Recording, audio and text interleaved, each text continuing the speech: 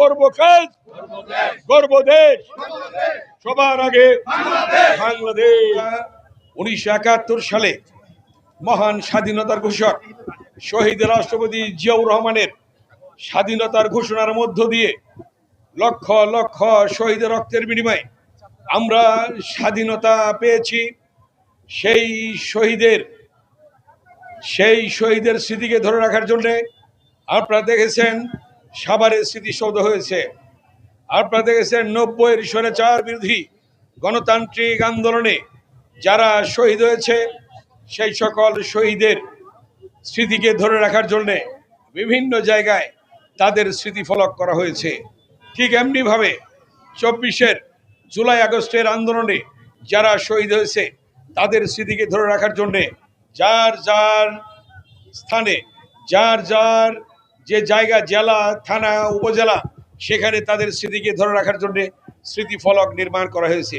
তারই অংশ হিসাবে আমরা কেরানীগঞ্জেও সেই শহীদ রিয়াজ সহ যারা শহীদ হয়েছে তাদের স্মৃতিকে ধরে রাখার জন্যে আজকে আমরা আমাদের মাননীয় প্রধানমন্ত্রী জনাব তারেক রহমানের নির্দেশে আজকে আমাদের এই কেরানীগঞ্জের ঘাটারচরে শহীদ রিয়াজ চত্বর, রিয়াজ স্মৃতিফলক আজকে করা হয়েছে।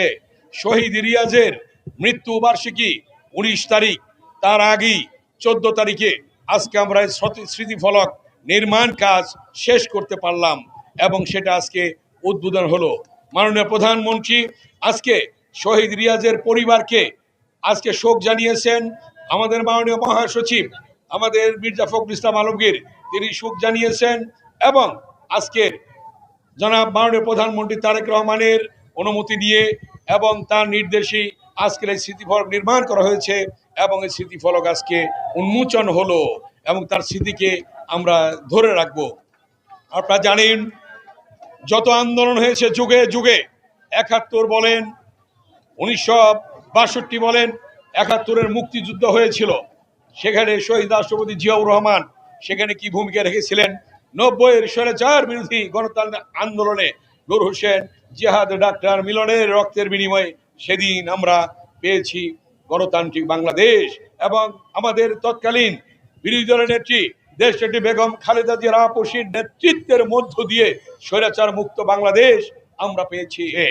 আপনারা জানেন আজকে যদি বলতে হয় আমাকে, দেশনেত্রী বেগম খালেদা জিয়াকে বাড়ি ছাড়া করেছিল সেদিন 40 বছরের স্মৃতি বিজড়িত বাড়ি তাকে ছেড়ে দিতে হয়েছিল, কান্নায় ভেঙে পড়েছিল এবং এক কাপড়ে বেরিয়ে গিয়েছিল। আজকে বাংলাদেশের জনগণ যে নাকি বেগম খালেদা জিয়াকে ঘর ছাড়া করেছে শেখ হাসিনা, তাকে বাংলাদেশের জনগণ আজকে দেশ ছাড়া করে দিয়েছে। আজকে তার এই দেশে আর স্থান নেই, এই দেশে আর স্থান হবেও না। তার পরবর্তী আপনারা জানেন আবু সাইদ, ওয়াসিম এবং আমাদের শহীদ রিয়াজ সহ যারা শহীদ হয়েছে তাদের রক্তের বিনিময়ে আমরা পেয়েছি নতুন বাংলাদেশ। এই বাংলাদেশকে আজকে জনগণ নতুন করে ঢেলে সাজানোর জন্য নির্বাচনের মধ্য দিয়ে জনাব তারেক রহমানের নেতৃত্বে যে নির্বাচন হয়েছে সেই নির্বাচনে জনগণ সংখ্যাগরিষ্ঠতা দিয়ে বিএনপিকে আজকে ক্ষমতায় আসীন করেছে।